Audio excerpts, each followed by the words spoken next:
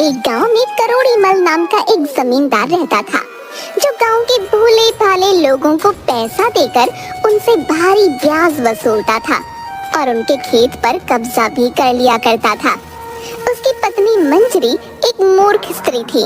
अरे कहाँ हो मंजूरी, जल्दी से एक कप चाय लेकर आओ, मुझे काम पर जाना है। ला रही हूँ जी। कितनी देर से यही बात बोल रही हो कि ला रही हूँ ला रही हूँ। अरे कब लाओगी है? जल्दी से मुझे एक कप चाय दे दो। हाँ। मंजरी एक कप चाय क्रोधित होकर करोड़ी मल को देती हुई बोली, ये लीजिए आपकी गर्मा गर्म चाय। वो तो ऐसे नहीं है जैसे कि खेत पर आप स्वयं हल जोतेंगे। अरे दूसरों का खून पीने के अलावा आपने अपने जीवन में कोई दूसरा काम किया है क्या? आज का दिन मेरे लिए बहुत शुभ है मंजूरी, सुबह सुबह ऐसी बातें करके मेरा मूड खराब मत करो। हाँ। अरे तो क्या गलत बोल रही हूँ जी? यहाँ से जाकर खेत पर आराम से कुर्सी पर बैठ जाओगे और 2-3 घंटे कप्ता और संपत से अपने पैरों की मालिश करवाओगे। इसके अलावा और कोई काम है तुम्हें? ऐसी बात नहीं है मंजूरी, ये काम भी बड़ी मेहनत का होता है। तुम्हें तो खुश होना चाहिए कि तुम करोड़ी मल की बीवी हो। करोड़ी मल की होशियारी के सामने कोई टिक नहीं पाता।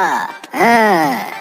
जिसे आप होशियारी कहते हैं ना, उसे दूसरी भाषा में कमीनापन कहते हैं। एक बात याद रखिएगा, आपकी ये होशियारी ना एक दिन आपको जेल की सलाखों तक पहुंचा देगी।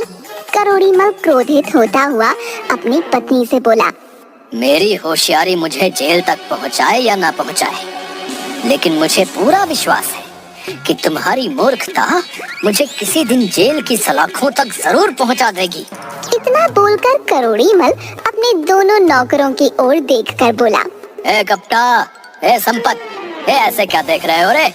चलो जल्दी से, अगर यहाँ पर कुछ देर और रुका तो मेरे दिमाग का दही हो जाएगा। चलो। करोड़ी मल अपने खेत में जाकर कप्ता और संपत से पैर दबाने लगा। कप्ता, मुझे बताओ कि अब गांव में कौन कौन रह गया है जिसके खेत अब तक हमारे नहीं हुए? अभी तो आधा गांव है सरकार। क्या? तो फिर मेरी होशियारी का क्या फायदा? मैं इतनी मेहनत से पैसा कमाकर लोगों को ब्याज पर पैसा देता हूँ और भारी सूद लगाकर उनसे मनमानी करता हूँ, और अभी सिर्फ गांव के आधे खेत ही हमारे हुए हैं। निकम्मो, दिन दिन भर मेरी रोटियां तोड़ते हो तुम दोनों, कोई मुझे अच्छा उपाय नहीं दे सकते? इतना कहकर करोड़ी मल ने 1 लात कप्ता के मुंह पर मार दी। सरकार, एक किसान अभी है जिसने आपके अभी तक पैसे नहीं लौटाए। आज उसके पास 12 बजे तक का वक्त था सरकार, वो अपने वक्त से 5 मिनट लेट है। कौन है वो? अरे वही अपना रतन, जिसके खेतों पर आपकी बहुत सालों से नजर है। संपत की बात सुनकर करोड़ी मल की आंखों में चमक आ गई। मैं अभी रतन का हिसाब किताब देख कर आता हूँ, तुम दोनों यहाँ से कहीं मत जाना। इतना कहकर करोड़ी मल वहाँ से चला गया। मेरी समझ में नहीं आता संपत की आखिर ये बंदर जैसी शक्ल वाला करोड़ी मल अपने आप को समझता क्या है यार? गप्ता, पता नहीं अपने आप को समझता क्या है। बोलता तो ऐसे है जैसे कि इससे ज्यादा चालाक सारे संसार में कोई नहीं। अरे काहेगा समझदार, अरे 1 नंबर का मूर्ख इंसान है, 1 नंबर का। सही कह रहे हो संपत भाई, गांव के लोगों को ब्याज पर पैसा देता है और उसके बदले में उनकी जमीन उनसे छीन लेता है, और इसे ये मूर्ख अपनी अक्लमंदी बताता है। कभी न कभी तो इसका भांडा जरूर फूटेगा, देखना। चिंता मत कर, इसकी मूर्ख पत्नी ही इसके काल का कारण बनेगी भाई, देखना। तभी वहाँ पर करोड़ी मल आ गया। चलो मेरे साथ रतन के घर पर चलो।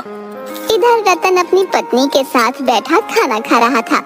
तभी जमींदार अपने साथियों के साथ आधम का, मुझसे कर्जा लेकर चुकाने के बजाय तू यहाँ आराम से खाना खा रहा है, और वो भी पनीर की सब्जी है। लेकिन जमींदार साहब, अभी तो मेरे पास 15 दिन का वक्त है। जमींदार ने गुस्से से संपत की ओर देखा। तू तो बोल रहा था कि पैसा लौटाने का आज इसका वादा था। ये झूठ बोल रहा है सरकार, आपको मेरी बात पर यकीन नहीं है। हम भी इस गांव में आपके सच्चे और वफादार नौकर हैं। हाँ, मेरे नौकर कभी मुझसे झूठ नहीं बोलते। तेरी मोहलत खत्म और तेरे खेत मेरे। ऐसा जुल्म मत कीजिए सरकार। ठीक है, आप मुझे कल तक की मोहलत दे दीजिए। ठीक है, कल दोपहर तक का वक्त देता हूँ तुझे। जमींदार वहाँ से चला गया। रतन की पत्नी सुनीता रतन से बोली, अभी तो फसल कटी भी नहीं, पैसे कहाँ से दोगे? खेत बचाने के लिए मेरे मन में जो आया मैंने बोल दिया। गई भैंस पानी में, सत्यानाश, अब तो खेत भी गए हाथों से। बस करो सुनीता, मुझे कुछ सोचने दो। मेरी कुछ समझ में नहीं आ रहा। हमारे पास तो 15 दिन का वक्त था, अचानक से करोड़ीमल यहाँ पर पैसे मांगने क्यों आ गया? जिस तरह से उसका नौकर संपत उससे बात कर रहा था, उससे मुझे यही लगता है कि उसने करोड़ीमल से झूठ बोला है। उस कलमुए को झूठ बोलने की आखिर क्या जरूरत थी? उसके एक झूठ से हमारे खेत हमारे हाथ से जा सकते हैं। सारा गांव जानता है कि कपटा और संपत दिन भर करोड़ीमल की चापलूसी करते रहते हैं, और करोड़ीमल को कौन नहीं जानता। हो ना हो कपटा और संपत में से किसी एक ने डरते हुए ये झूठ उससे बोला है। अब यहाँ पर खड़े खड़े जेम्स बॉन्ड बनना बंद करो और ये सोचो कि आगे करना क्या है। फिलहाल तो मैं कुछ देर के लिए अकेला रहना चाहता हूँ, ताकि कुछ सोच सकूं। और तुम जब तक मेरे आसपास रहोगी तो मैं कुछ सोच नहीं पाऊंगा। मैं जंगल जा रहा हूँ, सिर्फ वही एक जगह है जहाँ एकांत में बैठकर मैं कुछ उपाय सोच सकता हूँ। रतन जंगल निकल गया। अचानक रतन की नजर एक साधु पर पड़ी, जो कि आंखें बंद किए हुए तपस्या कर रहे थे। एक सांप फन फैलाए ऋषि के सिर पर मंडरा रहा था। वो सांप ऋषि को डसने ही वाला था कि रतन ने एक लकड़ी से उसे भगा दिया।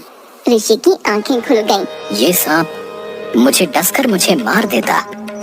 तुमने मेरी जान बचाई बेटा, और तुम्हारी वजह से मेरी तपस्या भी पूरी हो गई। मैं तुम्हें कुछ देना चाहता हूँ। इतना कहकर उस ऋषि ने एक चमकदार पीतल की चप्पल रतन को दे दी।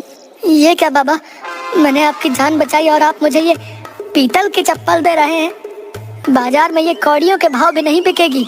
मूर्ख मनुष्य, ये कोई मामूली चप्पल नहीं है, ये बोलने वाली चप्पल है। तेरी समस्या का निदान इन्हीं चप्पलों में छिपा है। बाबा, मेरी समस्या का निदान ये पीतल की चप्पल है नहीं, बल्कि धन है। मैंने कुछ समय पहले गांव के जमींदार व उस करोड़ीमल से कुछ रुपया ब्याज पर लिया था, और उसे चुकाने के लिए मेरे पास 15 दिन का समय था। लेकिन वो आज ही अपने पैसे मांगने आ गया, वो भी ब्याज सहित। अगर मैं उसे पैसे नहीं दूंगा तो वो मेरे खेत पर कब्जा कर लेगा। बाबा, करोड़ीमल ने न जाने कितने लोगों की जमीन पर ऐसे ही कब्जा किया है। मूर्ख मनुष्य, धन किसी भी समस्या का समाधान नहीं होता। मेरी बात पर विश्वास कर। तेरी समस्या का निदान, और यहाँ तक कि सारे गांव की समस्या का निदान, इन्हीं चप्पलों में छुपा हुआ है।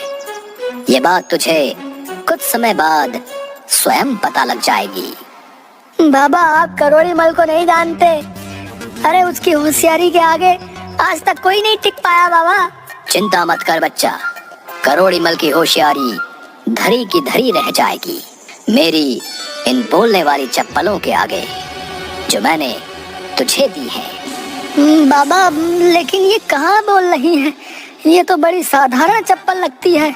ये अपनी मर्जी से बोलती है।